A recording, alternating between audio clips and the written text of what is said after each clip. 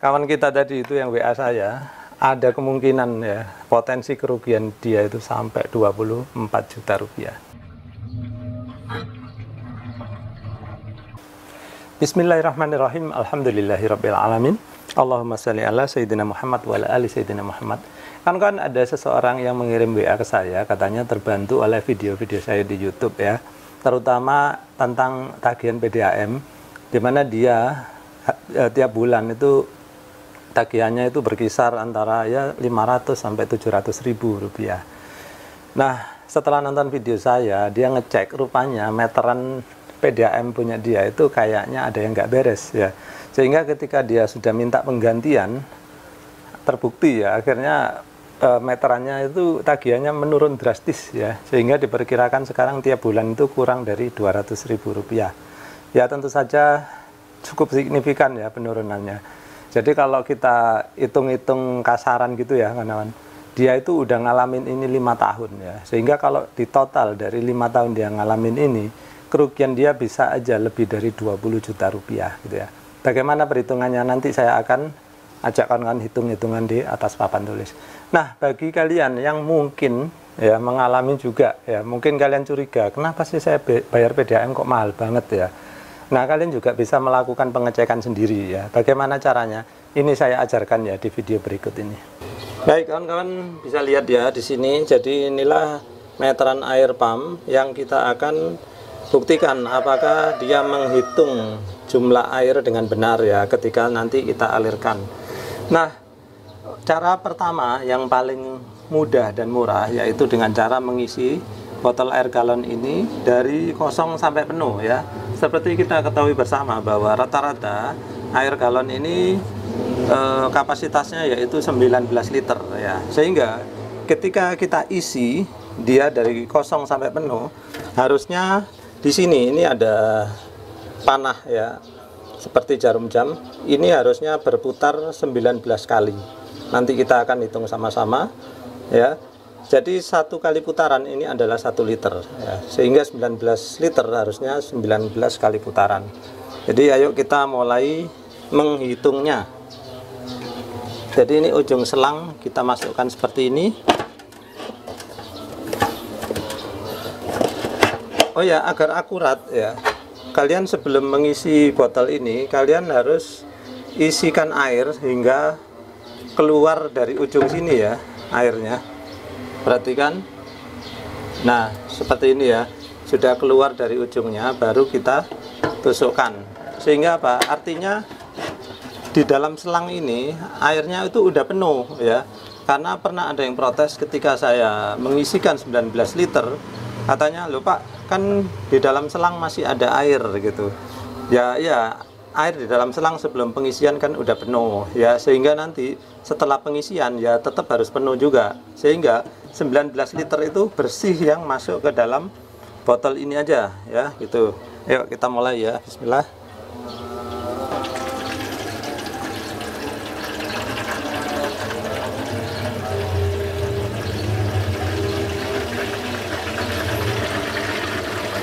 Satu,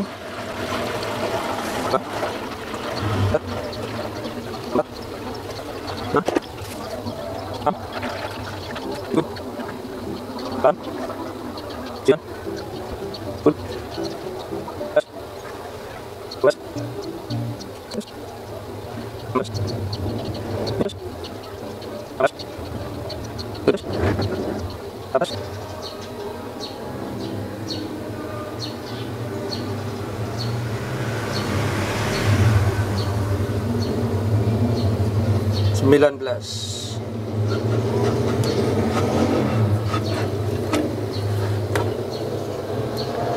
Stop recording.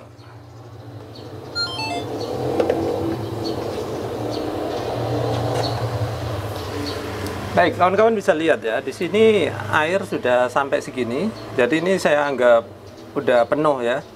Karena kadang-kadang kita kalau beli aqua itu ya airnya kadang sampai leher sini atau kurang sedikit.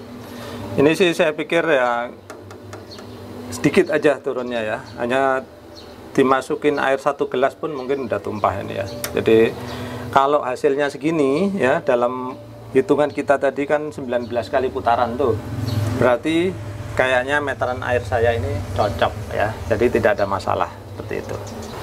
Nah, kemudian cara kedua ini akan sedikit lebih rumit, tapi menurut saya akan jauh lebih akurat, yaitu apa? Nah, kita bisa menambahkan meteran air sendiri ya. Kalian lihat ya, ini kan meteran air bawaan dari pump ya. Nah, kalau kita curiga apakah meteran ini dia masih menghitung dengan benar atau tidak ya, kita bisa memasangkan meteran kita sendiri setelah meteran pump ya. Bagaimana caranya? Nah, kan kalian lihat di sini ya. Kalian lihat di sini ini ada segel, sini ada segel. Ini artinya kita nggak bisa otak-atik area dari segel ini sampai ke sana ya. Tapi dari segel ini sampai ke sana itu boleh karena ini udah area perpipaan rumah kita ya. Nah, kita bisa pasangkan ini secara seri. Nah, bagaimana secara seri ini? Kalian bisa lihat sebelum masuk ke dalam rumah, di sini ini pipanya bisa kita potong ya. Kita potong lalu kita belokkan dulu ke meteran kita ya. Ya, kita harus kreatif ya. Kayak misalkan di sini ini saya bisa copot terus saya pasang L ya. Saya pasang L naik ya, kemudian belok kiri, belok ke atas, baru saya pasangkan sini. Boleh aja saya taruh di sini misalkan ya. Kemudian dari sini saya pasang L lagi, belok ke sana, akhirnya masuk ke dalam rumah ya. Nah, jadi ini nggak apa-apa belok-belok ya. Yang penting air bisa memutus ya dari meteran, baru masuk meteran kita, baru masuk ke dalam air. Ini namanya rangkaian seri. Nah, lalu bagaimana cara kerjanya ya? Nah, cara kerjanya adalah kalau meteran di sini dia berputar 1 meter kubik, maka di sini dia harus 1 meter kubik juga. Karena apa? Aliran yang lewat sini nanti akan sama dengan aliran yang lewat sini juga, karena dia dirangkai seri ya. Berapapun yang lewat sini, maka jumlah yang sama akan lewat sini juga. Itu prinsipnya ya. Sehingga kita bisa mengawasi, misalkan ya di sini dia bergerak 30 meter kubik ya, maka di sini harus 30 meter kubik juga ya. Kalau misalkan terdapat selisih ya, misalkan di sini jalan 100 meter kubik ya, kemudian ternyata di meteran kita yang di sini dia jalan hanya 30 meter kubik, artinya terdapat selisih 70 meter kubik. Nah, di sini kita harus mulai curiga ya. Tentu saja karena di sini lebih baru ya, maka kita lebih percaya pada yang baru kita beli ya. Nah, namun tentu saja kesimpulan tersebut bukanlah mutlak ya, karena bisa saja meskipun ini yang lebih baru, bisa saja ini yang kurang akurat. Nah, untuk membuktikannya kembali kita bisa memakai jasa si botol galon ini ya. Dengan posisi seri tadi kita pakai untuk mengisi botol galon ini. Mana yang lebih akurat? Kalau misalkan ini bisa menghitung 19 tepat, lalu di sini menghitungnya 30 kali misalkan ya, maka berarti yang ini salah itu ya, dan sebaliknya gitu aja ya. Nah, mumpung di sini saya sekalian ingin menjelaskan ya, karena banyak sekali kawan-kawan yang belum paham cara membaca meteran air ini ya, kawan-kawan. Nah, kalian perhatikan ya, di sini ada 2 merek yang berbeda dan memiliki 2 penulisan yang berbeda ya. Kita mulai dari yang sebelah kiri dulu. Ini merek apa ya, Multimax ya, atau e-tron ini. Saya nggak tahu yang mana mereknya. Nah, di sini cara penulisannya ada 4 digit warna hitam, 2 digit warna merah ya. Nah, kalau kita pengen menghitung meter kubiknya, hanya bacalah yang warna hitam aja ya. Contoh ya, seperti ini angkanya menunjukkan 3362 ya, 34 ya, bacanya seperti itu. Jadi selama saya memakai meteran ini, kalau dulunya mulai dari 0, artinya saya sudah memakai sebanyak 3362 meter kubik seperti itu ya. Selanjutnya di belakangnya itu ya 0,34 meter kubik, artinya 340 liter gitu ya. Nah, kemudian pertanda lainnya ini apa aja ya. Kalau ini kipasnya ya, dia hanya indikator bahwa ada aliran ya, sehingga kita bisa memonitor kalau ada aliran air. Nah, yang di bawahnya sini ini ada angkanya ya. Kalian perhatikan angka di sini ini ya, kalau jarumnya bergerak 1 putaran penuh, itu artinya di meteran ini sudah lewat 1 liter air seperti itu. Nah, ketika di sini bergerak 1 lingkaran penuh ya, maka di sini dia bergerak satu strip ya. dari 3 misalkan ini menjadi ke 4 ya, seperti itu. Nah, kalau misalkan ini udah bergerak penuh ya, artinya kan 10 liter tuh. Kalau udah 10 liter ya, maka di sini angka di sini akan bergerak satu angka. Misalkan ini dari 4, dia akan menjadi 5. Sama juga di sini kalau udah bergerak penuh ya, dari 4 balik lagi ke 4, maka di depannya akan naik satu angka ya, menjadi 4 misalkan. Sama juga berikutnya ya, kalau ini dari 3 menjadi 4 kemudian sampai ke 3 lagi, maka yang sini akan menjadi 3 dan begitu seterusnya ya, mirip sekali dengan speedometer. Baik, kemudian memahami yang berikutnya ya. Nah, di sini mereknya ini AMB ya. Nah, kalian lihat di sini ini warnanya hitam semua ya. Artinya di sini semuanya adalah menunjukkan meter kubik ya. Di sini karena masih baru, dia masih 0000, jadi angkanya masih 2 ya, artinya 2 meter kubik gitu ya. Nah, sama seperti tadi, yang ini hanyalah indikator ya. Kemudian yang ini, nah ini kalau dia bergerak satu lingkaran penuh ya, ini artinya air yang mengalir sudah 1 liter ya, dan seterusnya seperti tadi ya. Ini 10 liter, ini 100 liter, ini kalau satu lingkaran penuh 1000 liter atau 1 meter kubik ya. Kalau ini sudah bergerak satu lingkaran penuh, maka di sini akan naik satu angka seperti itu. Selanjutnya sama seperti yang tadi ya.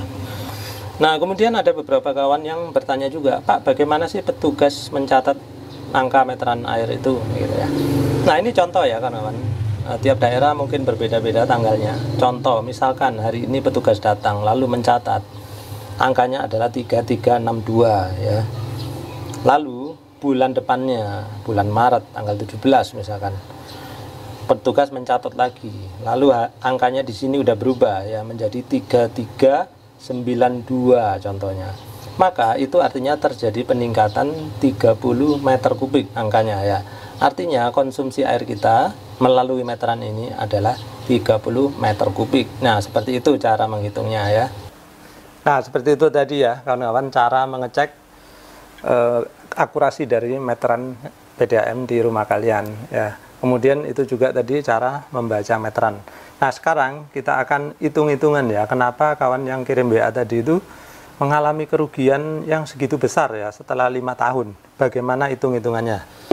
Mungkin kalian bisa nanti menghitung sendiri juga ya, kalau kalian mengalami hal yang sama, jadi kerugiannya seberapa banyak.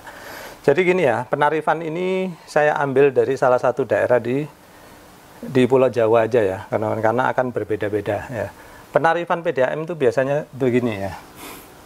Untuk 10 meter kubik awal itu dia punya tarif sendiri ya, yaitu di daerah yang saya ambil contoh ini tarifnya 42.000 ya. Ini 10 meter kubik awal. Nah, tentu saja orang banyak yang memakai lebih dari 10 meter kubik ya, anggaplah 30 meter kubik. Nah, orang yang memakai 30 meter kubik, dia harus membayar, pertama dia harus membayar ini ya, karena 10 meter kubik awal. Kemudian 20 meter kubik berikutnya ya, dia harus membayar per meter kubiknya itu harganya sebesar Rp6.000 ya, sehingga tambahan yang harus dia bayar adalah 20 kali 6.000, yaitu berapa? 120.000. Nah, seperti itu, sehingga total yang harus dia bayarkan menjadi 42 tambah 120, yaitu 162.000. Nah, ini ya, jadi kalau dia pemakaiannya 30 meter kubik, maka yang dia harus bayarkan tiap bulan adalah 162.000 gitu ya. Nah, kawan ini rupanya seginilah seharusnya dia yang bayar ya tiap bulan gitu. Nah, sayangnya ya, sialnya dia itu meterannya PDAM di tempat dia berputar jauh lebih cepat ya, sehingga dalam waktu 1 bulan ya kadang sampai lebih dari 100 meter kubik ya, kita anggap aja 100 meter kubik ya kawan. Nah, sehingga perhitungannya adalah 42.000 ditambah tadi yang lebihannya kan 90 ya, ditambah 90 kali 6.000 berarti 540.000. Berarti tambahnya di sini adalah 540.000. Sehingga dia harus membayar total 582.000. Nah, lihat perbedaannya ya. Seharusnya dia itu meterannya hanya jalan 30, namun gara-gara meterannya rusak, jalannya itu 100, sehingga dia harus membayar 582.000. Bayangkan ini perbedaannya ya, sampai berapa ini? 420.000 ya. Nah, ini baru sebulan ya. Kalau terjadi tiap bulan selama 5 tahun, bayangkan ya. Anggap aja lah rata-rata 400.000 ya, nggak sampai 420 misalkan ya. 400.000 kali, kalau 5 tahun itu berarti 60 bulan ya, kali 60 berarti 24 juta.